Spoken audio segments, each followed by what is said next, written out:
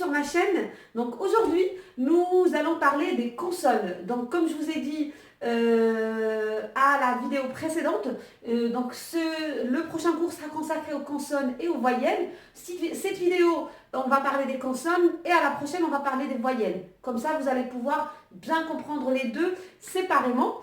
Donc j'espère que vous êtes bien motivés pour ce cours. Comme d'habitude, préparez une feuille, un stylo afin de pouvoir suivre avec moi et nous on va pouvoir y aller. On distingue deux types de lettres. Les lettres lunaires et les lettres solaires.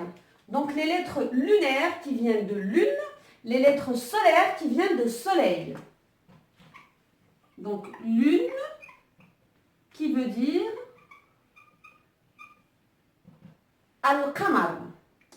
Donc, pourquoi on les appelle les lettres lunaires ou quelles sont les lettres lunaires? Donc, ce sont toutes les lettres avec lesquelles le lemme, qu'on retrouve ici, le lemme se prononce. Donc, al-qamar. Donc, on voit bien que la lettre qaf, avec la lettre qaf, le lemme se prononce. Donc, le lemme de l'article. Donc, Elif, Lem, donc la succession du Elif, Lem, c'est l'équivalent de l'article en langue arabe. Donc, l'article. Et donc, les lettres lunaires, comme j'ai dit, donc ce sont toutes les lettres avec lesquelles le lemme de l'article se prononce. Donc, et en exemple, je vais vous donner deux petits exemples. Le premier, El-Yet, qui veut dire main. Et donc, ça se lit El-Yet. Et donc là, on voit bien que le lemme de l'article se prononce. Et donc, la lettre Yet fait partie des lettres lunaires parce que le lemme, quand elle est accompagnée du lemme de l'article, elle se prononce. En deuxième exemple, donc on va prendre El-Ain, qui veut dire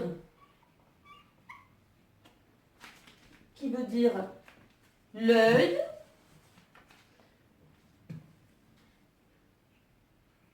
El-Ain, qui veut dire l'œil.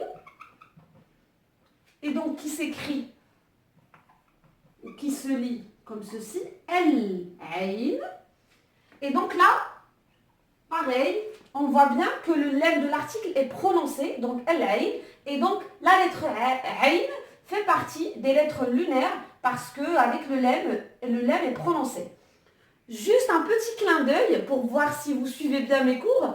Donc là, on retrouve la lettre Ain, mais avec une forme différente de celle qu'on connaît en alphabet ou de la lettre Ain isolée. Donc là, on voit bien que quand elle est au milieu du mot, on voit bien qu'elle change de forme et donc elle a la forme de la lettre quand elle est au milieu du mot. Donc juste un petit clin d'œil, voilà. Donc ça vous renvoie au tableau, au dernier tableau qu'on avait vu ensemble dans le cours des formes des lettres. Et donc là on voit bien que dans cet exemple El-Ain, la lettre Ain a une forme différente.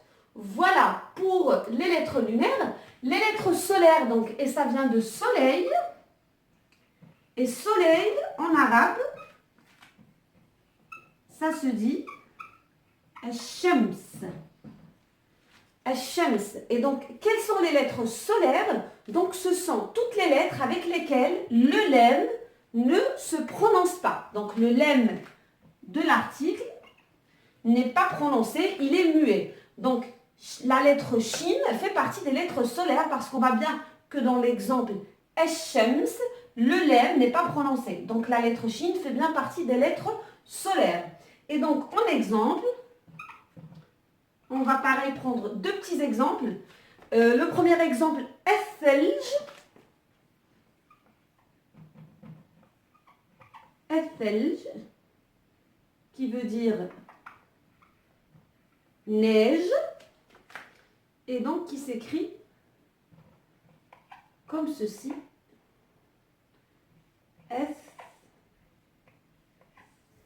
Attendez, je n'ai pas assez d'espace pour écrire. On va faire ça.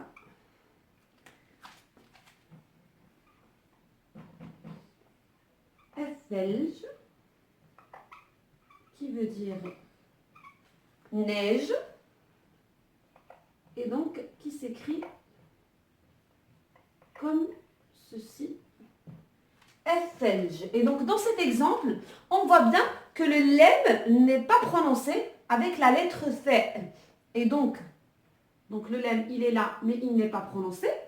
Et donc du coup, la lettre th fait bien partie des lettres solaires parce qu'on voit bien que le lemme, quand elle est accompagnée du lemme de l'article, le lemme n'est pas prononcé. En deuxième exemple, on va prendre un autre exemple, donc doub, qui veut dire l'ours en français. Doub. Et donc qui se lit comme ceci. Doub. Et donc là, pareil, on voit bien que le lemme, quand on prononce doub, donc le lemme, il n'est pas prononcé. Donc la lettre del fait partie des lettres solaires parce que le lemme, ici, accompagné ou avec le lemme de l'article, la lettre n'est pas prononcée. Donc voilà pour ce cours concernant les consonnes. Moi, je vous donne rendez-vous pour le prochain cours où on va parler des voyelles. Je vous remercie d'avoir suivi ce cours et je vous dis à très vite. Merci.